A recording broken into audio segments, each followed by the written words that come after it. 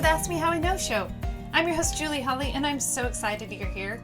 Ask Me How I Know is the only podcast in the multifamily niche replicating what takes place outside the walls of a seminar. Remember when we used to get together like that? This is like the lobby where honest, unscripted conversations take place and transformation happens. We'll talk about practical problem solving in the multifamily niche as well as overcoming mental roadblocks. This episode is brought to you by 3 Keys Investments. 3 Keys Investments is dedicated to helping people like you, you, enter the multifamily investment space to build passive income and legacy wealth. If you haven't already subscribed and reviewed Ask Me How I Know, I'd be honored if you did. Thanks so much for joining me today, and now for our featured guest. Hey guys, welcome back to another Mindset Monday. I am grateful that you are here, and I want to say thank you. Thank you so much for the generous reviews that you've been writing. They are total fuel to my heart. A lot of times I'm here in my studio recording by myself, and I see these reviews and I'm like, yes, it's resonating with somebody. And I'm so grateful that you let me know that. So thank you for those 5-star reviews and the ratings. Flip that around, little Willy Wonka style there, right? And I just want to say, this is a podcast that's going to grow its grassroots, and it will grow from people like you sharing it. So please take time, share episodes with people along the way. I am a massive culprit when it comes to sharing episodes. I'm constantly sharing different podcast episodes with people that I think will benefit, and I would just be absolutely honored if you take time to connect whatever episode you hear of mine with somebody that you know might grow and benefit from it. Fantastic. That is a little bit of housekeeping, and I want to give a little recap to an episode about a month ago. So about a month ago, I posted an episode on habits, and it was like how to create your best habits for 2021. And in that episode, I was talking about how I was ditching my glass of wine for the year of 2021. While I'm a little bit of an overachiever, and apparently I like to suffer a little more than the average bear. And so I had decided to actually just start and to ditch my glass of wine right then and there. And I wasn't going to wait until the new year to take action, right? Like Rod Cleef always says, decide and take massive action. Well, that's what this girl did. I made a decision and I just took massive action with that decision. And I wanted to give you an update regarding some of the takeaways that I have had as I have made that decision and taken action. So again, I ditched my glass of wine. If you want all the reasons why I get really vulnerable, I tell you my concerns on a very deep level. And so go back to that episode and check it out. I'm not going to get into it again right here. But what I do want you to know is that because I made that decision, because I've stuck with it and I've been dedicated to that decision, I feel more empowered than ever before. And that's actually saying quite a bit. So what I've noticed is that just by making that decision, it was something that was nagging me kind of in the back of my brain type thing. And having power and control over that is actually translating into multiple areas in my life. I feel more clear-minded, and that's actually not necessarily a byproduct of like, oh, I'm not drinking wine or drinking wine. It's actually just that strength, that muscle that you develop, that self-control muscle gets stronger. No different than your abs getting stronger or your biceps, right? And so I can sense that strength coming out in a myriad of areas in my life. If you have an area that is in the back of your head, and I did a Facebook post on my personal page recently just saying, hey, it's been a month now, and for you, it might not be wine. It might be not getting to the gym. It might be indulging in all the sweets. It might be scrolling instead of being present with the people that you proclaim that you love, right? It's like taking action in those areas. So whatever it is that's nagging you, I just want to encourage you that take that step, because it will release this domino effect in your life that is super duper powerful. What I didn't expect from everything, from making this decision, was the this part of the domino effect, and that is all of my other habits are kind of in check. So, for example, my kids used to go to a program, and my in the evening, my husband and I would drop them off, and we would just go and have a glass of wine. Well, he'd have a pint and an appetizer. And the first week that I'd made this commitment, and our kids were going to their program, my husband and I looked at each other, and he said, "Well, what do you want to do?" It's not that you can't go have an appetizer. It's not that you can't go and just enjoy each other's company. But it was one of those things where we both looked at each other and said, "All right, so what's the strategy? What's the technique? How are we going to go about this?" You're going to notice as you're willing to give up a habit. And again, I'm giving this habit up. I did not ever say that I'm giving up wine forever. So I'm giving up wine for 2021, and when I go back, I don't know what the end of the year will look like, because I cannot even predict all the changes that are going to take place. But what I can see is that it's creating this effect in my life that's allowing me to evaluate, and it's uprooting all parts of my life. It's removing a lot of the stability from the things that I have kind of created as my little comfort pieces in life and my crutches maybe. And some habits really do serve us well, and some habits need to be refined and sanded down with some really nice sandpaper, right?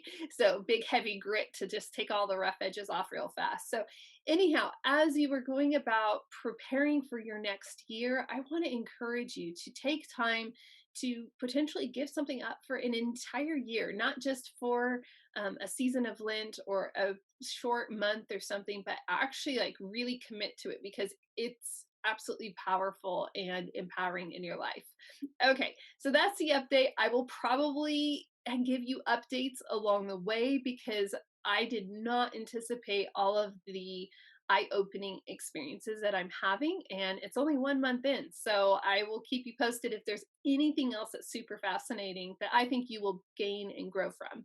So everything that I am learning and that I just shared with you really lends itself well to what I want to share with you today. And hopefully this really helps you set the intention for your week. And as you're planning your 2021, I hope this serves you well in looking and evaluating what it is you are doing and what you are about. I'm going to use some power packed words, and I'm not going to lie. Today, I want to ask you, are you served by your habits and by the things in your life, or are you enslaved? And in our culture, those are really supercharged words. Slavery is a really ultra charged word, and it's not a word that I'm using lightly. So I went to Google, right? Because that's what everybody does in the information age. In Google, I typed in, "What is a slave?" Right? What's the definition? So I want you to just really listen. If you can, close your eyes and listen to this definition of a slave. If you're driving, duh, obviously. And if you're on the treadmill, really, please don't close your eyes. No, you're probably more coordinated than me, and you probably won't fall off the treadmill. Anyhow, a slave is a person who works very hard without proper remuneration or appreciation. Is that you? Another definition of slave says a person who is excessively dependent upon or controlled by something. I'll go back to my glass of wine. I really felt like a slave to my glass of wine. When I read that definition, it really resonated with me. Like, wow, I was feeling dependent on that glass of wine. It was becoming more than just a habit, right? And I don't want that. I didn't want to be a slave to anything in my life. Now let's talk about the word serve. Serve says the definition of, now let's talk about the definition of serve. To serve is to be of use in achieving or satisfying. Let's look at how these words and if you are being served or enslaved in 4 different areas. Let's reflect on our schedules. Let's reflect on our work. Let's reflect on our relationships. And let's reflect on our failures and successes. I'm going to just dive into those areas briefly to give you something to, some scaffolding, if you will, to think on for the week and to really evaluate if you're a slave and you don't want to be controlled by something, excessively dependent on something, or doing something without proper remuneration, then you might decide you want to make some changes for your future. When we're thinking about our schedule, I'm just going to throw myself under the bus. I have fought putting things on my calendar. I would love to look at my calendar and see just a blank free calendar. I really prided myself on that tremendously. But guess what? Going forward into 2021, I'm realizing that my calendar is actually there to serve me well. And I was rebelling against this calendar for a really long time, and it was actually costing me. And I wasn't making the progress and I wasn't gaining the traction that I wanted just because I wanted to just have open space. I didn't want to feel encumbered. I didn't want to be a slave to all these, like, oh, I've got to be here, there, and everywhere. Even if it was fun, it rubbed against me and I didn't want anything to do with it. Now I'm changing and I've gone through this shift and I'm adopting something else new for 2021. And that is everything that is important, the things that are of most importance to me, those are the things I want to serve, right? And it's reciprocated. They'll serve me, I'll serve them. Like these things work like that. Um, I want those on my calendar. Those are the things that I want to occupy my time and to take my energy. And now all the gaps, all the little parts that are available, that's where the other things can come into play. A lot of times, I think we look at our schedule in more of a defensive posture, and so we look at it as like, well, nobody's going to tell me what to do. And yet we go to work and we follow all these protocols at our work because guess what? They make sense and they produce the results that get us where we want to go. I know when I was a teacher, I would have a schedule and I'd have curriculum paced out for the school year so I knew where my students should be and I knew what they should be learning and I could keep track along the way and make sure that they're making the progress and strides, and I used these checks and balances and monitored, right? I did all that for my job. But what was I was serving, and that was my responsibility, and certainly should do that, and I should do exceptionally well. But what about for my own personal life? I wasn't doing it for my own life, for my daily life, for the dreams and goals, ambitions that I have, that my family has, that my husband and I share. This year is going to be different because I have decided that I'm going to take all the strategies that work really well in our business lives and in our career lives and apply them to my own personal life so that I can have the life of my dreams. In order to do all that, you really have to know what you want in life. I've taken time recently to create goals. And again, that was so cumbersome to do for my own life. And yet I would do it for my job in a heartbeat. Every year as a public school educator, I would have to come up with professional goals and goals for my students and goals, goals, goals, goals, goals. And I would do it. And I would do it with a joyful heart, actually. And yet I haven't been doing that for myself.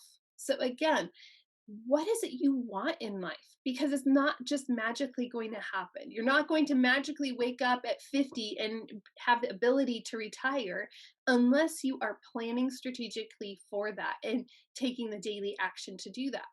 Now, some of us have some bigger goals. I have some big goals. Like I have a book project. And as I was evaluating my goals with a friend, I decided as much as I want to pursue publishing a book in 2021, I can't do everything all at once, and that's okay. So I'm going to take that goal and I'm going to put it out in the 2 to 3 year plan. I have a lot of speaking engagements that I would like to participate in. And by the way, if you know anyone that needs a speaker, motivational speaker, then hey, have them look me up. I love speaking, but in the era of COVID, there really aren't very many opportunities. Maybe instead of focusing so much on that in 2021, I'm going to table that to the 2 year timeline. Okay, so just because you can't have something right now or in the next 12 months doesn't mean that you have to forget it. There's this really fantastic quote that I heard recently, and the question was, are you interested or are you committed? If you're interested, you're just gonna be like, oh yeah, that'd be really fun to run a marathon. It's on my bucket list. It'd be so great. But then I don't take the action to actually do it. By the way, I have no desire, absolutely none, to run a marathon. I like love all you marathoners, but I want to stick on my mountain bike. I did a half marathon and I felt very accomplished with that, and I'm totally comfortable with that. But if you have a goal, you have to decide right now, are you just interested in it, like, oh yeah, that'd be kind of fun, or are you committed? Because somebody who is committed, they take that action every single day. And when we're taking daily action, that doesn't mean that we're moving mountains every day. We're just pushing the mountain a little bit each day, and by the end of the year the mountain's going to be completely relocated. So, knowing what you're about, knowing what you want to accomplish, having those goals, and knowing what you are really committed to, that is going to be paramount in moving forward. Knowing the difference between something you're interested in and something that you're committed to will also help you be able to say yes and not at this time. Or it might just be a straight up hard no. Like for me, the marathon is a straight up hard no. Right? So when you know what you want in your life, you are able to pursue it with clarity. You're able to say, no, thank you. I'd really like to do that, but not at this time. Okay. And being able to say no to one thing is saying yes to everything else. Me saying no to my glass of wine is saying yes to this whole other world that I am still discovering, and it is powerful and exciting. As you're looking at your schedule, don't be afraid to slow down. Sometimes we want to jam up our schedule too much, or maybe it could just be me. I just feel like I want to tackle everything all in one day. And it's okay. Give yourself permission to say, if I'm disciplined, if I just follow this each day, it will work out well. I happen to be using a new planner. It's a very different way of approaching things, and it's new to me and it's uncomfortable. New things are uncomfortable. Can we all just say amen to that? But it's okay that something is uncomfortable. What I am liking about this new planner is how I'm seeing my time now. And it's also a philosophical shift in my thinking and my perspective and everything. But what I'm noticing is that I'm writing a recipe for each day. So initially, I'm mapping out a month. And then each week on Sunday, I'm mapping out the week ahead. If I take the time to map out that week, and if I take the time to map out each day, basically, I am creating an itinerary for myself. It creates a very relaxed day, which is very counterintuitive, right? I'm able to just kind of plug and play. No different than if you go to a seminar and you have an itinerary of, what time all the sessions are and where you can go for those. You're just going, oh, I need to be here at this time, and this is what I need to do. Well, what if every day was like that? I mean, I kind of like something outside of me bossing me around in that way, because I feel like I can show up fully to where I need to be because I'm just showing up. And you can do that if you take the time, if you know your big goal, if you have it mapped out for the month, and if you go down to the week and then to the day each week. So each week going to the week and then to the day, you're able to really take charge of your time, and you can even schedule in that 20-minute recharge time that you need in your own life. It's really powerful. So I want to encourage you that by taking control of your schedule, you can turn things from you being a slave to your schedule and feeling like you just never have any time for the things that you love, for the people that you love, and to really dive into a project that you know you need more time for. Instead of feeling enslaved and overwhelmed, get in the driver's seat and allow that schedule to serve you well. Again, super powerful. If you need any other help on that, if you need any help on goal setting, I am not a professional, but I might know a smidge more than you. And anyone who knows more than another person, automatically becomes like the expert, I've been told. No kidding. I'm kidding. But I have had somebody take me through this process, and I've been evaluating this process, and I can definitely point you in some directions. So if you need any pointers on the goal setting for 2021, feel free to reach out to me. LinkedIn is the best place to reach me, but you can also reach me over on Facebook. So just make sure that you do that. Moving on, we've talked about our schedule. We found out how we can turn our schedule into something that is serving us well. But what about your job? Does it feel like work? Are you feeling like you are a slave? Or are you feeling like it's serving you well? For some of you, that might sound really crazy that a job can actually be serving you. But I've been so blessed that I have actually been in positions where I have been pouring out to my job, but my job is refilling me at the same time. It's a really healthy situation, and it's out there and it's totally available. I've experienced it in multiple capacities in the educational setting, in the business world. So I know that it's possible, but more than likely, you're falling into the category of the 45% of people who are not satisfied at their job. Yes, I did Google that as well. And yes, there is another Google stat that says 85% of people are happy. But I found more stats that were saying that like less than half of the people workforce is actually happy and content and satisfied, fulfilled at their current job. So I'm going to just roll with that.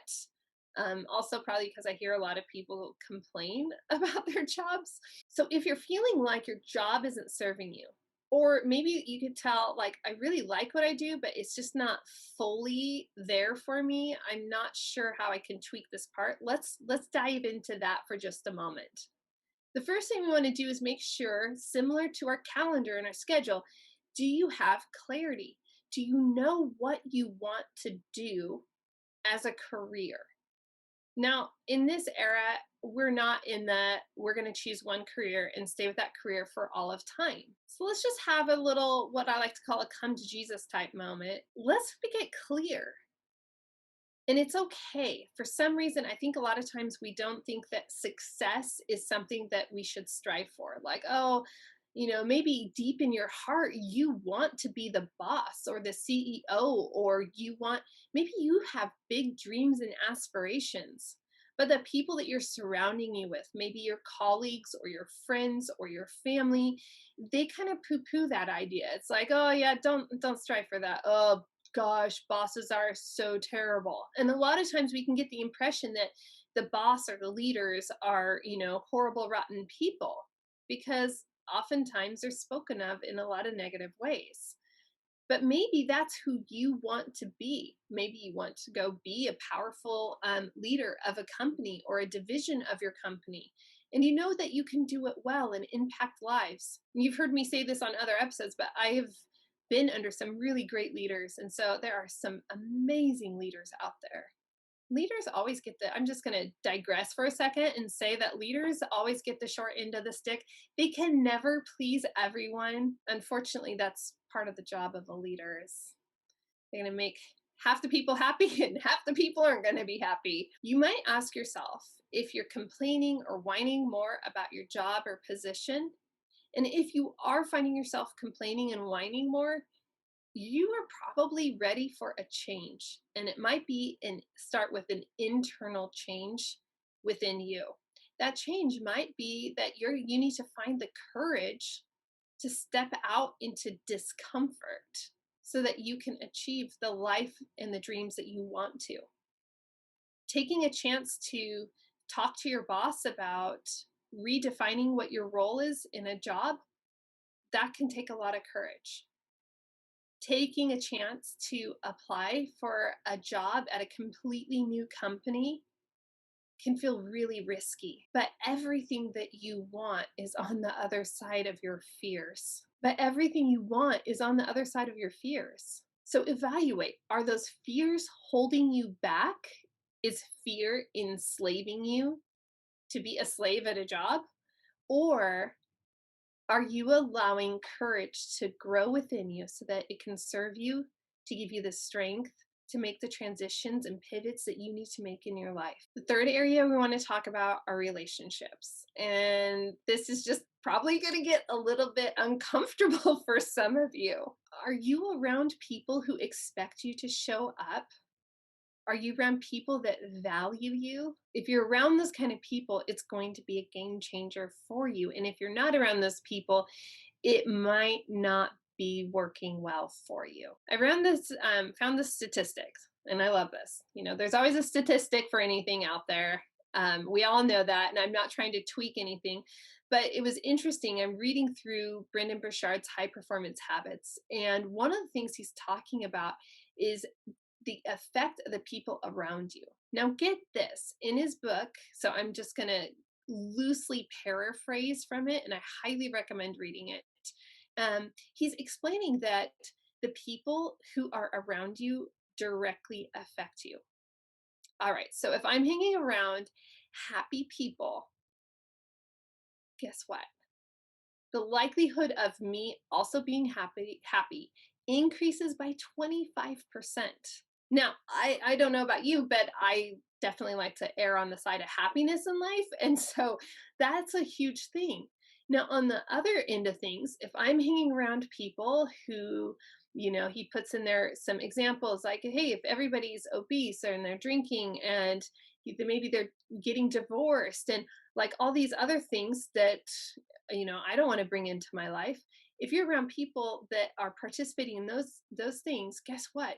More than likely, you will be the next one. I've often heard in the business setting, hang out with people that are above you, right? And so if you're hanging out with a bunch of millionaires in the room and you're not one, guess who the next millionaire is going to be? And it kind of goes with this idea, right, of who you hang around is going to influence you in a powerful way. I will drop in that in Proverbs it says bad company corrupts good morals. So, it's kind of out there in a lot of different settings. So, I want you to evaluate who is it that you are around? And then I want you to look at who they are around also. Because guess what? The study actually shows that this influence goes 3 generations deep.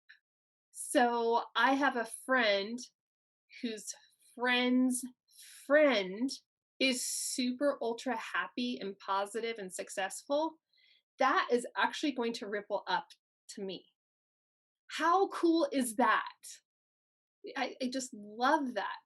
Because here's the thing, people who are living with a purpose, they don't have time for drama. They're on a mission and they're going to make things happen and they're going to allow things to serve them well. They won't allow themselves to become enslaved to things that are going to pull them down. Maybe you are evaluating and you're realizing that you're the happiest person in the room everywhere you go. And maybe it's time that you're reevaluating who you're around. Does that mean you need to dump all your friends? No, it doesn't. But it could start like this. And again, I'm just going to borrow this from Brendan's book, High Performance Habits. And here are some suggestions that he had in there that stood out to me. He said, adopt a new friend. Start hanging out with just one new person, just because you don't need to get rid of everyone and everything, but just adopt one new friend and start hanging around that person and see who they're hanging around and let it go from there. He has a lot more on that in the book, but that's loosely put for you. Some other suggestions he had are also to volunteer because you'll be around other like minded people. Play some sports, get involved.